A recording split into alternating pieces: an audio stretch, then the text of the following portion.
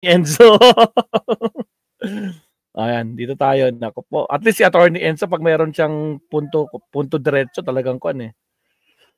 Di sang-ayon si Marco na imbestigahan ng Blue Ribbon. Ito, 8 minutes. Sige. Okay na tayo dito, 8 minutes. Balik tayo.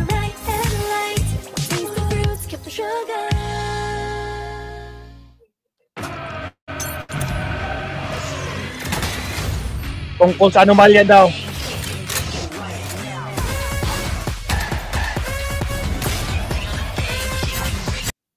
To. Equal lang natin, normal speed lang natin to para sakto lang. Alright, di sang-ayon si Marcoleta sa investigasyon ng Blue Ribbon sa mga anomalya ng Duterte. Wala nang maraming paligoy-ligoy pa. Diretso sa punto na. Maiksi lang ang komentaryo, pero diretso sa punto. Okay, diretso. Maraming kuro-kuro. May tiwali, may totoo. Dito, sa puntong diretso tayo. Punto, diretso. Ang kaya napansin niyo, Mabsat, nung Blue Ribbon chairman si Marcoleta, Mabsat, hindi pupunta sa kwan. Pag pinag-uusapan na yung 2016, wala na. Dinadivert na ni Marcoleta, Mabsat, no? Nung panahon niya na siya yung kwan, yung chairman ng Blue Ribbon. Pero dito kay Lacson, nako pa, magkakabistuhan sila. Bakit kaya? Sige, pasok, Attorney Enzo. Strategy daw ng administrasyon para ma-divert yung issue, makalibre ang administrasyon sa pananagutan dito sa mga issue ng anomalya sa flood control. Ang strategy daw na ginagawa ng administrasyon, ibig sabihin ni Marcos, ni Romualdez, ay dinadivert ang issue. Sa halip na ang mapanagot ay yung administrasyon ni Marcos, dahil ito daw ang may mga anomalya sa flood control, dinadala ang issue doon sa panahon ni Duterte. Gusto raw ng administrasyon imbestigahan yung panahon ni Duterte. Kapag naimbestigahan na yung panahon ni Duterte, madadivert na ang issue. Kapag dinala na daw ang issue ng anomalya sa flood control sa panahon ni Duterte, yung 2016 to 2022, yan daw ang strategy na ginagamit ng administrasyon para mawala ang sisi sa kasalukuyang administrasyon. I-blame nga nila yung kamukha ng, hindi, ang may kasalanan yung nakarang administrasyon eh. So yun ang diversion. Hindi ba pinipilit nilang palitawin dun sa mga naunang testigo? But teka muna, bakit ito lang yan? Paano yung between 2012 to ganito, 2016, between 2010 to 2016, nasaan yung mga yun? Yun ang diversion. Kaya pala... So ibig sabihin ngayon, teka muna, kasama ba sila sa 2025 na pati yung budget ay nilikot ninyo? Kasama ba sila ron? Kasama ba sila doon sa mga tumira ng program? Kasama ba sila doon sa allocable? Kasama ba sila sa leadership? Pinag-uusapan natin eh. One administration ago. So ang sinasabi ni Marcoleta, hindi dapat pag-usapan yung anomalya nung panahon ni Duterte. Dapat ang pag-usapan lang yung anomalya sa panahon ni Marcos. Kasi ang issue daw dito ay anomalya sa flood control sa panahon ni Marcos. Kapag dinala na ang issue sa panahon ni Duterte, ano na yan? Yan daw ay strategy ng administrasyon. Pero ang totoo ganito eh. Tama naman yung ginagawa ng administrasyon eh. Ang gustong mangyari ng administrasyon, unahin muna yung panahon niya. Yan yung malinaw ang instruction ni Marcos eh. Unahin muna yung panahon niya. Ibig sabihin yung 2022 to 2025. Nalaman na. Yung linabas na top 15 na mga contractors, na karamihan doon mga ghost projects, marami doon mga substandard, 2022 yun to 2025. Kaya yung mga yung mga pinag-uusapan na yan, dyan sa Bulacan, 2022 yan to 2025. Kumbaga, inuuna muna yung panahon ni Marcos. Bakit yun ang gustong mangyari ni Marcos? Para wag isipin, pag inuna kasi yung panahon ni Duterte, ang lalabas niya na namumulitika siya. Kasi, bakit yung panahon ni Duterte ang pinapaimbestigahan? Dapat yung sa kanya. Ginawa ni Marcos para hindi siya pag-isipan na inililigtas niya yung sarili niyang administrasyon. Sabi niya, unahin muna yung panahon niya, 2022 to 2025. Kaya nga yung mga unang lumabas na mga pondo, halimbawa yung 450 billion ba yon na pondo? Panahon niya ni Marcos, 2022 to 2025, flood control. Yan yung ano. Pero, nang create ang ICI, yung Independent Commission for Infrastructure, ang mandatong binigay dito, imbestigahan mula 2015. Kaya yung nakaraang 10 taon. Kaya, yan yung malinaw na mandate ng ICI. Tama ba yun? Tama yun. Kasi yun din naman ang gusto ng taong bayan. Hindi naman pwedeng itong 2022 to 2025 lang. Kahit nung panahon ni Duterte, marami ring anomalya sa flood control. Dapat managot din yan. Kasi yung 10 years, masyado pang malapit yan eh.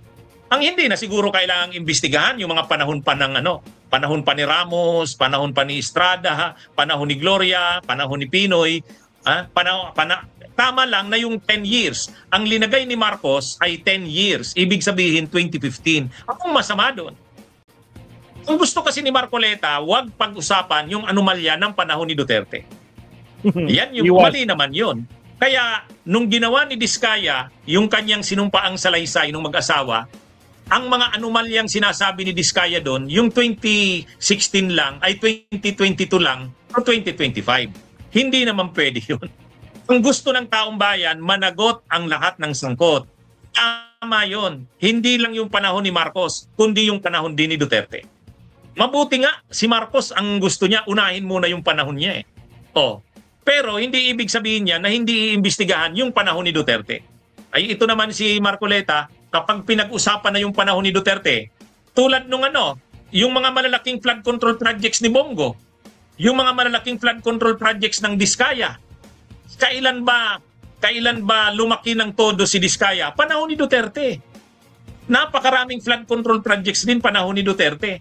Si Pulong Duterte lang, 51 billion ang hawak niyang pondo mula 2019 to 2022. Hindi ba dapat imbestigahan yan? Kaya mga kabunyog, mga kababayan,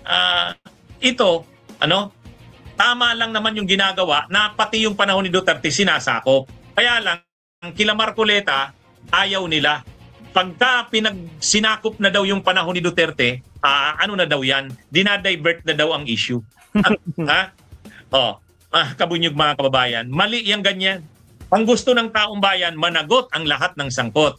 Tama yon, 10 years. Yung nakaraang 10 taon, 2015 to 2025. Kaya yung mga sinasabi ni Marcoleta na kapag ganun daw ang ginawa, na pati yung administrasyon ni Duterte sinakop, yan daw ay diversion and deflection. Hindi ganyan yan. Yan naman talaga ang gusto ng taong bayan. Pero tama rin yon. Unahin muna yung panahon ni Marcos. Katapos ng panahon ni Marcos, panahon naman ni Duterte. Yan yung Ayaw kasi nilang maungkat yung mga anomalya din ng panahon ni Duterte. Gustong iligtas ni Marcoleta eh. Di obvious na ngayon na ang pinoprotektahan ni Marcoleta ay Duterte. Hindi dapat. Wala dapat protektahan. Dapat Marcos, Duterte na mga anomalya, panahon ni Marcos ngayon, panahon ni Duterte noong 2016 to 2022, lahat yan dapat imbestigahan.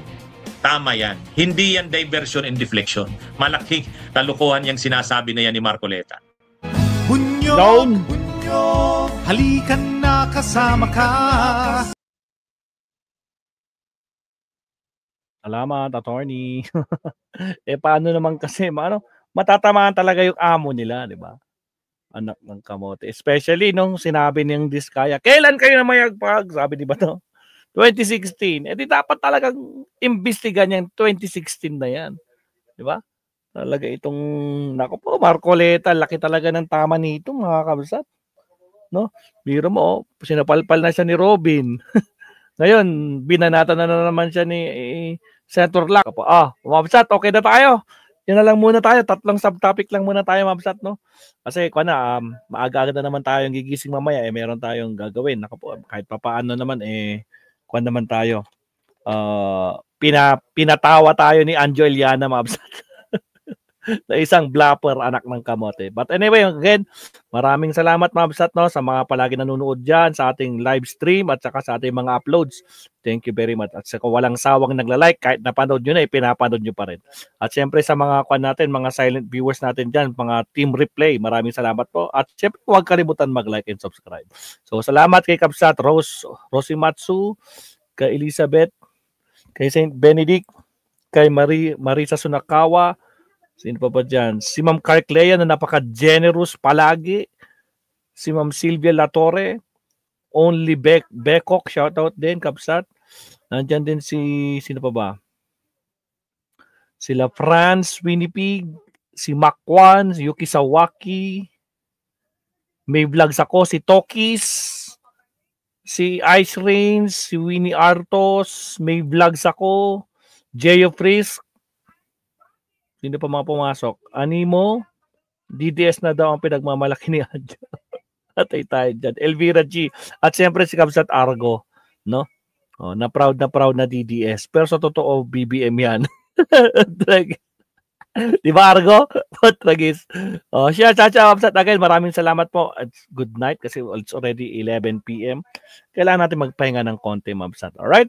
Hanggang sa muli, mga Mabsat. Thank you very much sa inyong oras at panonood kay Maestro. Hanggang sa muli, kita-kits tayo bukas sa ating next live stream. Paalam, Mabsat. Maestro Paul is signing off. Good night, mga kakabsat, and sweet dreams.